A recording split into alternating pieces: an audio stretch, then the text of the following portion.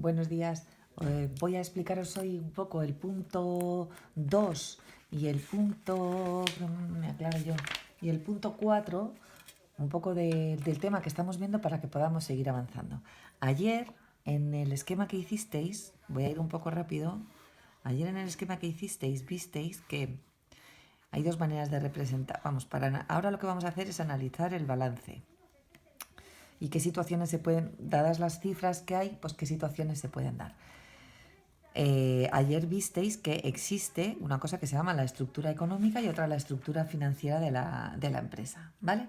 La estructura económica era aquí, esta era la económica y esta era la estructura financiera. Es decir, este es el origen de los fondos. Yo tengo aportaciones de los socios, préstamos a largo plazo, préstamos a corto plazo. Este es el origen de los fondos y este origen tiene un destino. Este es el destino de este dinero. Los socios aportan capital y me compro una máquina y pido un préstamo para comprarme ordenadores y así sucesivamente. Este es el origen de los fondos, que es la estructura financiera, y este es el destino de estos fondos, que forma la estructura económica, ¿vale? Estos son las inversiones de la empresa. Esto es lo que visteis ayer, ¿vale? Entonces, si hacemos una reclasificación, o sea, una clasificación mayor, acordaros que en mi activo teníamos los activos no corrientes, que eran activos que permanecían en la empresa a largo plazo, y los activos corrientes, que son bienes o derechos que están en la empresa en un plazo a corto plazo. Y luego, en el pasivo teníamos el patrimonio neto, que eran los capitales permanentes, teníamos un pasivo no corriente, que eran deudas, obligaciones que tenemos a largo plazo, y luego teníamos el pasivo corriente, que era a corto, ¿vale? Entonces, mirad, como este es el origen de los fondos, pues vosotros diréis, bueno, pues estos pasivos a largo plazo o permanentes, pues que financien activos a largo plazo, y estos pasivos a corto plazo que financien activos que son a corto plazo, a menos de un año. Bueno, pues no. En contabilidad, por el principio de prudencia, ahora lo vais a entender, esto sería un fondo de maniobra igual a cero, ¿vale?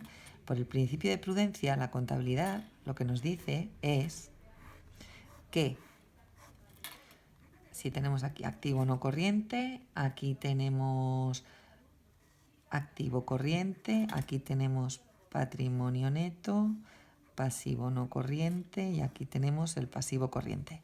La contabilidad nos dice que para tener un equilibrio financiero, una solvencia financiera, que es lo que nos va a lo que nos va a medir esto, una solvencia financiera, debe haber activos a corto plazo que estén financiados con pasivos a largo plazo. ¿Lo veis? Aquí hay una parte de estos activos a corto plazo que están financiados con pasivos a largo plazo. Esto es lo que se conoce como el fondo de maniobra o fondo de rotación. En este caso, el fondo de maniobra o fondo de rotación es mayor que cero. Es decir, la definición de fondo de maniobra son la parte de los activos corrientes que están financiados con pasivos a largo plazo, ¿vale? Esto lo que indica en una empresa es que tenemos solvencia financiera. Es decir, si aquí, imaginaos que hay clientes que no me pagan, que disminuyen mis ventas, etcétera, pues lo lógico es que si hay una crisis como la de ahora, no tenemos ingresos suficientes, pues lo normal es que estos activos corrientes estén financiados a largo plazo, es decir, que no tenga problemas para afrontar mis pagos, sino que tenga plazo suficiente como para afrontar esa situación excepcional o negativa que se está produciendo. Por lo tanto, para tener estabilidad financiera o solvencia financiera, lo que tendremos que tener siempre es un fondo de maniobra mayor que cero. Esto sería un fondo de maniobra igual a cero. En el caso de que alguna situación extraordinaria se produjese, como la que estamos sufriendo ahora, pues la empresa se vería con problemas financieros para afrontar sus deudas a corto plazo. Daros cuenta que si esto baja, si no hay clientes o lo que sea, no puedo afrontar tampoco las deudas a corto plazo que tengo. Aquí podría ser que no, pero podría ser que sí tuviese problemas financieros. Y por último, está una situación que es, desde el punto de vista financiero, pues lo peor para la empresa, que es que imaginaros que tenemos aquí el patrimonio neto, aquí tenemos el pasivo no corriente y aquí tenemos el pasivo corriente. Vamos a suponer que este es el activo no corriente y este es el activo corriente. Si veis, aquí todo el activo corriente está financiado con pasivos a corto, pero incluso parte del activo a largo plazo está financiado con pasivo a corto plazo. En este caso, tendríamos un fondo de maniobra menor que cero. Tenemos problemas de solvencia financiera, ¿vale?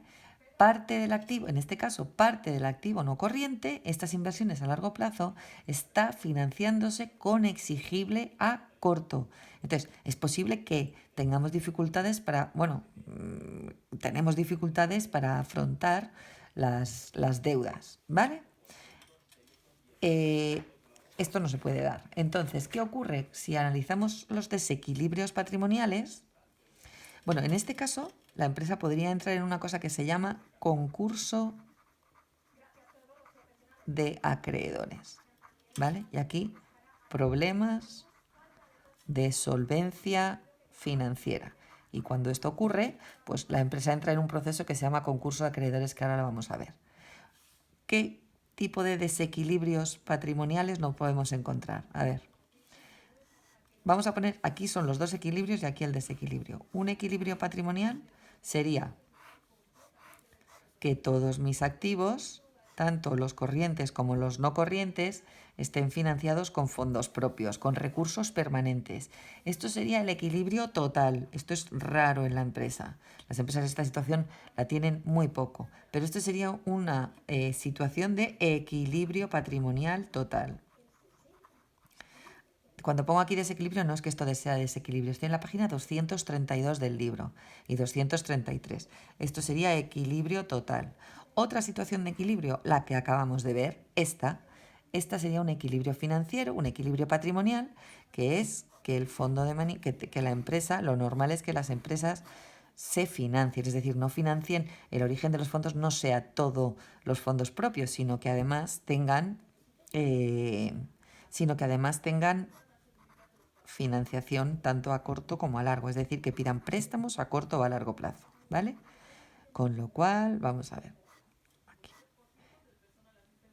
pasivo no corriente y pasivo corriente. En este caso, aquí veis que hay parte de los activos corrientes que están financiándose con pasivos a largo plazo, con lo cual aquí tendríamos un fondo de maniobra mayor que cero, tendríamos solvencia financiera y nuestra estructura patrimonial, bueno, pues estaría en equilibrio. Tenemos estabilidad financiera, ¿vale?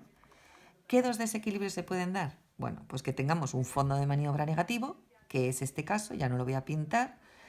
Este caso sería tenemos desequilibrios financieros a corto plazo, que puede pasar dos cosas. O bien los solucionamos, es una cosa temporal y se logran solucionar, o bien entramos, bueno, pues en una cosa que para que esta situación, si no es temporal y dura más de 2 meses, lo que hace es que la empresa puede entrar, el proceso para arreglar esta situación, pues sería lo que conocemos como el concurso de acreedores, ¿vale? ¿En qué consiste el concurso de acreedores? Pues es un proceso que pretende reorganizar toda esta gestión de la empresa y lograr que este fondo de maniobra negativo, ¿vale?, se convierta en un fondo de maniobra positivo, ¿vale? ¿Qué dos maneras hay de hacer un concurso de acreedores? Pues mirad, puede ocurrir dos cosas: que la propia empresa sea la que pida el concurso de acreedores para que un juez reorganice toda esta situación. Este es el concurso, lo que se conoce como concurso voluntario, ¿vale? Entonces la empresa ha transcurrido ya, si esto no logra solucionarlo, pasados 2 meses, bueno, pues si hace el concurso voluntario, pues acude a un juez y el juez nombra a una serie de acreedores, a una serie de... Por ejemplo, puede nombrar a economistas, puede nombrar abogados, puede nombrar unos administradores que lo que hacen es intentar solucionar esta situación peligrosa de la empresa y reorganizarla desde el punto de vista financiero, ¿vale? Ese sería el concurso voluntario. Es la propia empresa la que pide el concurso de acreedores, le pide al juez que reorganice la situación. O puede ocurrir que el concurso sea necesario. el concurso es necesario cuando hay un acreedor, que es lo que decía antes, hay un acreedor que le pide al juez que como la empresa ha incumplido sus situaciones de pago, pues es el propio acreedor quien le pide que meta a la empresa en el concurso de acreedores para poder reorganizar su situación y incluso, bueno, pues lógicamente ellos puedan cobrar. En esta situación, la empresa tiene problemas financieros, no puede pagar a sus proveedores, a sus acreedores o a sus lo que sea, ¿vale? A sus pasivos, o sea, aquí tiene proveedores, etcétera, etcétera, se le ha dado una situación complicada, imaginaros, aquí tiene maquinaria que no puede vender, la tiene como anclada, entre comillas. Entonces, si hay una situación en la que tus clientes no te pagan, pues lógicamente tú tampoco puedes pagar tus deudas a corto plazo. Entonces, es un acreedor quien lo pide, ¿vale? ¿Cuáles son las fases del concurso de acreedores?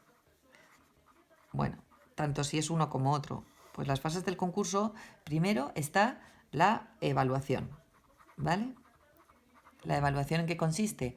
Pues que estos administradores, economistas, abogados que ha nombrado el juez, lo que hacen es que en un plazo de 2 meses intentan ver la situación en la que se encuentra la empresa y, bueno, pues lograr dar una solución, ¿vale? A esa situación de no cobro por parte de los acreedores. Y por otra parte, a ver, después de la evaluación viene la solución. A ver, la solución pueden ser dos. Por una parte, en esta situación de evaluación se dice cómo está la empresa, cómo son sus masas patrimoniales, cuál es el desequilibrio, si es mucho, si es poco, etcétera. Y podemos dar dos soluciones, que se llegue a un convenio con los acreedores o que la empresa se liquide.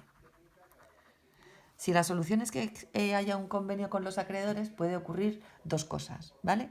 En este convenio puede ocurrir que se produzca una quita o lo que se conoce como espera, ¿vale? En el caso de que se produzca una quita, ¿qué es? Pues que yo a mis acreedores les debo dinero a corto plazo y entonces me dicen, bueno, ¿me debes 1.000.000? Pues quita significaría que me perdonan parte de mi deuda. Eso significaría realizar una quita. Es decir, una de las soluciones que dan los administradores es decir, bueno, pues que haya una quita de la deuda que tienen. O, por otra parte, espera.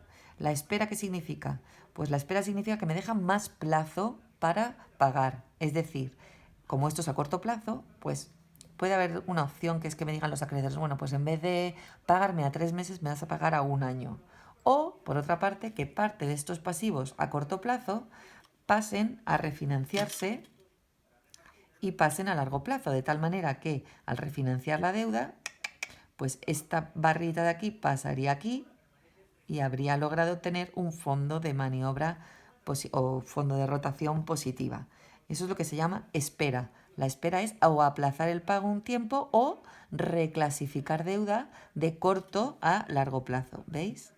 Que esto el pasivo a corto plazo, esta la quitaríamos y pasaría a largo, con lo cual pues tendríamos una parte del... Mirad, lo pinto aquí, otra vez.